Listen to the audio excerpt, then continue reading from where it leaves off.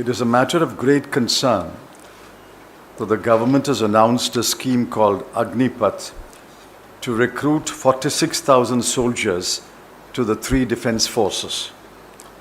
The Agnipath scheme is controversial, carries multiple risks, subverts the long-standing traditions and ethos of the armed forces, and there is no guarantee that the soldiers recruited under the scheme will be better trained and motivated to defend the country.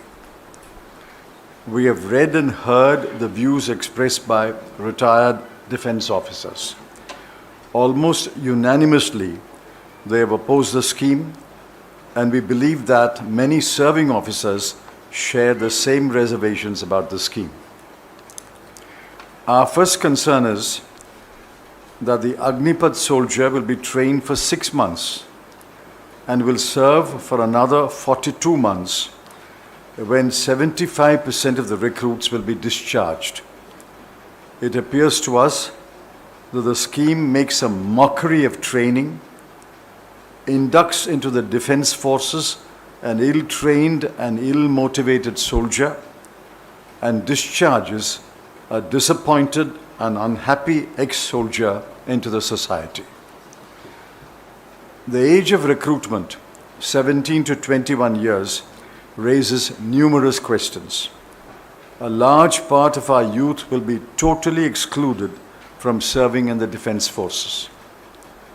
The stated objective of savings on the pension bill is a weak argument and has not been established beyond doubt. On the other hand, the short period of training, 6 months, and the unusually short period of service, 42 months, may have negative consequences on quality, efficiency, and effectiveness. We fear that the scheme may turn out to be a case of penny wise and security foolish.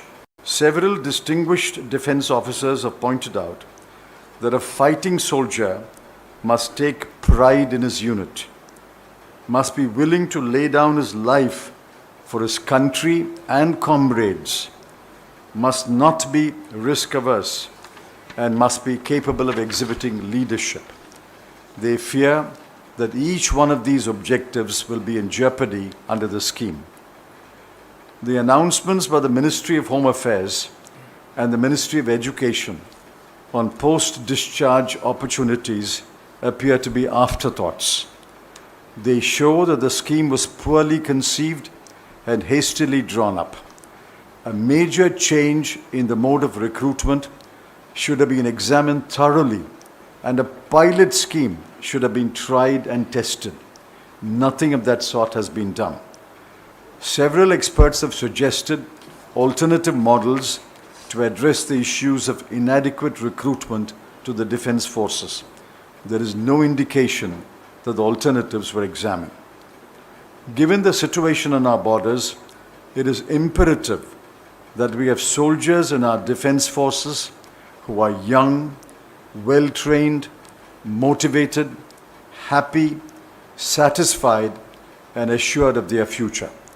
The Agnipath scheme does not advance any of these objectives. It is our duty to warn the country of the consequences of a hastily drawn-up scheme. We would urge the government to keep the Agnipath scheme in abeyance, hold wide consultations with serving and retired officers, and address the issues of quality, efficiency, and economy without compromising on any one of the three considerations.